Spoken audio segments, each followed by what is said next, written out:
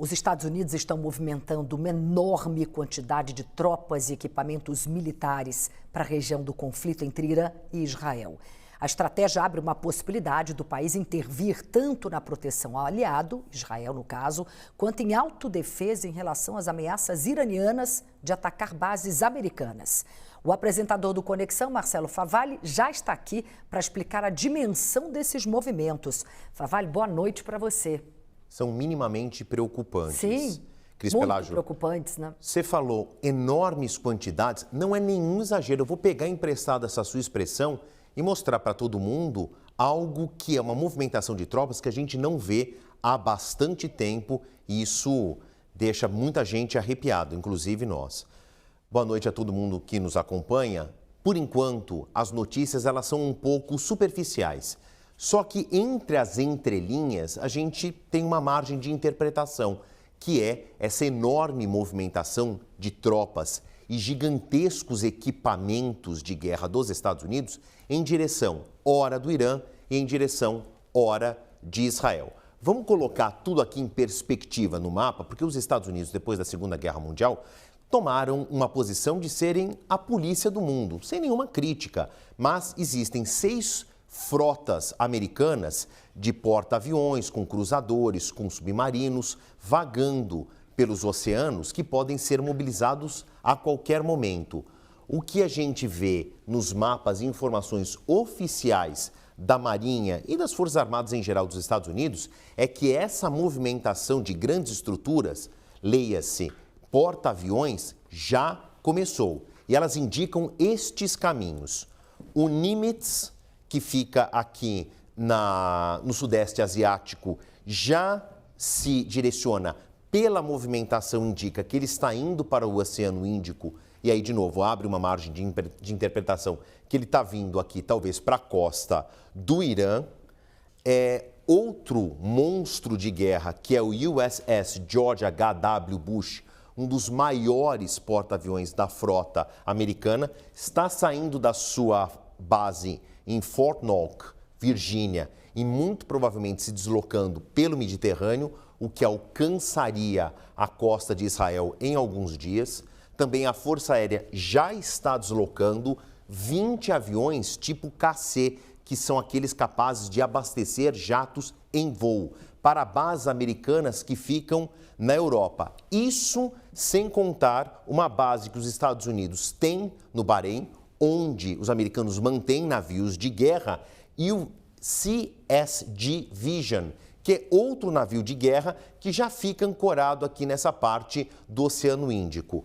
Para que todo mundo entenda o tamanho disso, antes disso, existe uma base pequenininha num atol, ali num paraíso turístico, a base de Diego Garcia, onde os americanos mantêm os bombardeios stealth, aqueles que são invisíveis aos radares. Então, neste cenário de uma movimentação que os americanos ainda não disseram claramente para onde vão, abre uma margem de interpretação que eles podem ser engajados nesse conflito, ou para atacar diretamente o Irã, para proteger as dezenas de bases americanas salpicadas em toda a região, ou muito provavelmente para dar apoio a esse aliado histórico dos Estados Unidos, que é Israel. Mas vamos ver o tamanho desses equipamentos. Eu estou falando aqui, mas as imagens falam por si só. Vou pedir a próxima arte para a gente ver o que significam estes porta-aviões. O USS Carl Vinson, que já fica no Oceano Índico. 5 mil militares a bordo,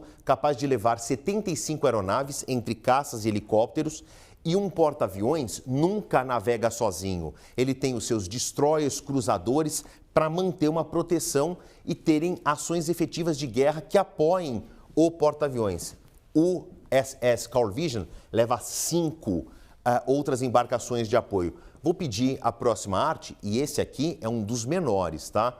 Olha o tamanho desse monstro, USS George H.W. Bush, em homenagem ao primeiro presidente Bush, o Bush pai, 5.680 militares a bordo, 90 aeronaves e navega com 7 a 8 embarcações também de guerra de apoio.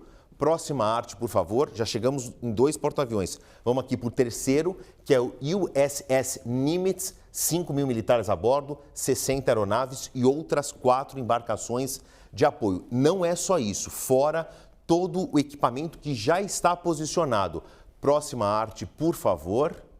A gente tem aqui os equipamentos que eu falei, né? 20 aviões KC que já estão voando dos Estados Unidos para bases americanas na Europa, capazes de abastecer jatos em voo, 6 bombardeios B-2, desse aqui sistema que ele burla radares, é invisível a detecção do inimigo. Eles estão naquela base de Diego Garcia, que fica ali no atol no Índico, e 6 navios de combate americanos que já estão no Bahrein, todos mobilizados para uma situação emergencial de ação de último minuto. Vamos ver a próxima arte aqui. Por que todo esse equipamento é importante? Porque o bombardeio, essa primeira leva que nós estamos acompanhando desde quinta-feira passada de Israel contra o Irã, acertou algumas unidades nucleares. Mas existe ainda o coração do programa nuclear iraniano que está enterrado no solo, literalmente. São polos de desenvolvimento do programa nuclear do Irã que foram propositalmente enterrados ou cavados abaixo de cavernas. Há exemplo da usina subterrânea de Fordo.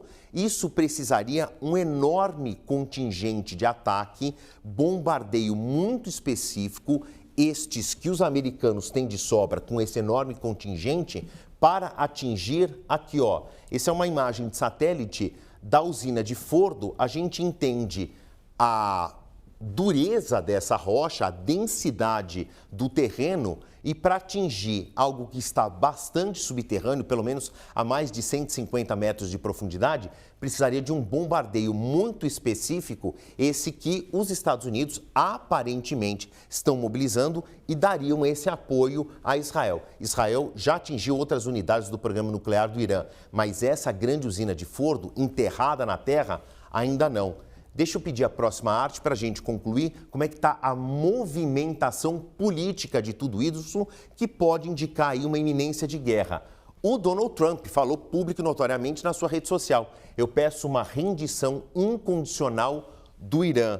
O Keir Starmer, primeiro-ministro do Reino Unido, com quem o Reino Unido que lutou com os Estados Unidos na Primeira e Segunda Guerra Mundial, já deslocou jatos e aviões de abastecimento britânicos também para bases britânicas na Europa, da Europa para o Oriente Médio, justamente para caso de um engajamento ele pelo menos proteja suas bases ou venha apoiar os seus aliados. Vladimir Putin e Xi Jinping, que são conectados com o Irã por questões menos ideológicas e mais econômicas, terão uma reunião por telefone, informação confirmada pelo Kremlin, e essa reunião deve acontecer ainda esta semana. Então, todos esses movimentos abrem uma margem de interpretação nossa para que esta guerra, talvez, ela não se limite apenas a Israel e a Irã. Cenas dos próximos capítulos. Bem, acompanhado muito de perto por todos nós, especialmente por você. Oh, parece uma novela que está virando filme de terror.